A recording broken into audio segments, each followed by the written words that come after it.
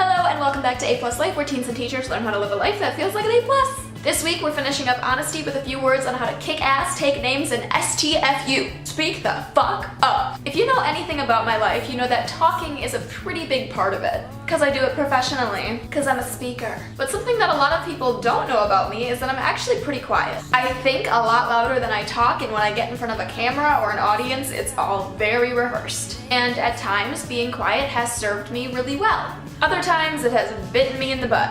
Because for a long time, I remained really quiet about my struggles with depression, anxiety, and toxic love, to the point where I projected a very perfect image onto other people. The fake, spotless part of me was really loud, but the real, insecure part of me was really silent. And I thought that by being Miss Perfect, I would eventually drown out that insecure part of me and people wouldn't have to know about it. That didn't happen.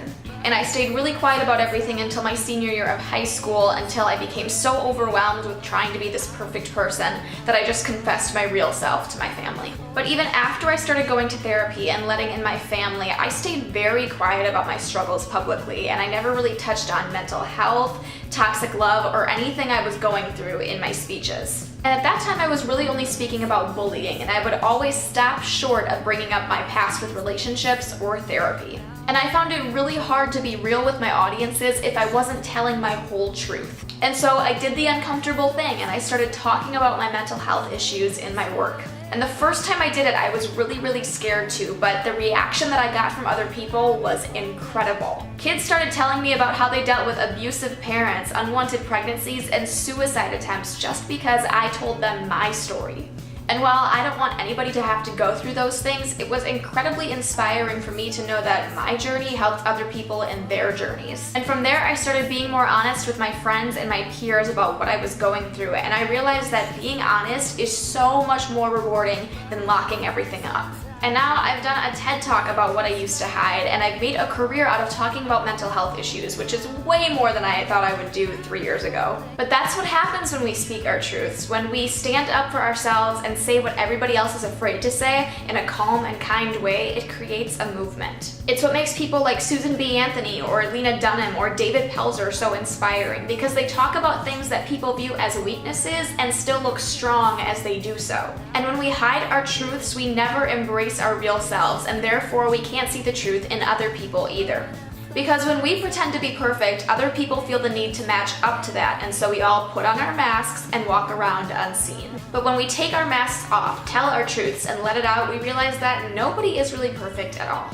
Realizing that we're all on the same level helps us know that our problems and our crazy aren't really as problematic or crazy as they seem. And so from there we can talk about them a lot more casually and make those difficult conversations a lot less scary. And I want all of you to have that empowering feeling too. So my A+ tips for this week are all about how we can turn those insecurities into empowering conversation starters. Also, if you're wondering why I look completely different at this point in the video, it's because yesterday I was filming and my camera battery died and I didn't have another battery ready and charged up, so I had to finish filming today. I'm really sorry my channel is such a shit show lately. I feel like my last 3 videos have been like super late, but I've always said that I'm never gonna pretend to be perfect on this channel, so I guess this is what you can expect. LOL no. Anywho, tip number 1 is to become comfortable with your insecurities. And I feel like that tip is a given, but I need to put it out there so that we remember to hold space for ourselves. Sometimes we truly aren't ready to talk about our insecurities, and so we need to give ourselves time to work through that and truly heal. So this video isn't trying to say you have to talk about every flaw you ever have to be empowering. Because there's beauty in a journey, and if you just try to bypass that journey and go straight to the happy ending, you never truly grow. So give yourself time and find sources of inspiration and work through your flaws before you start talking about them. The next tip is to get woke. Once we are comfortable acknowledging our weaknesses, we should learn a lot about them. Read self-help books, do research, talk to other people with the same issues, because you want to understand this issue from all angles and all walks of life, not just your own point of view. And that can be really empowering in itself. In fact, when I was learning about mental health, I found my favorite authors, bands, and new friends just because I decided to study something that I really cared about. And once we have a brain for this topic, it's time to start talking about it. Don't hold all this wokeness in. Try to spread it around so that everybody can learn something new. Again, when we live without masks, we invite people in, and when we start bringing up these difficult topics, we teach people to have empathy for the things that they once misunderstood. And even though some people disagree on things, I truly believe that talking about controversial topics eventually creates a more peaceful world. So tell your friends and family and peers about the things you believe.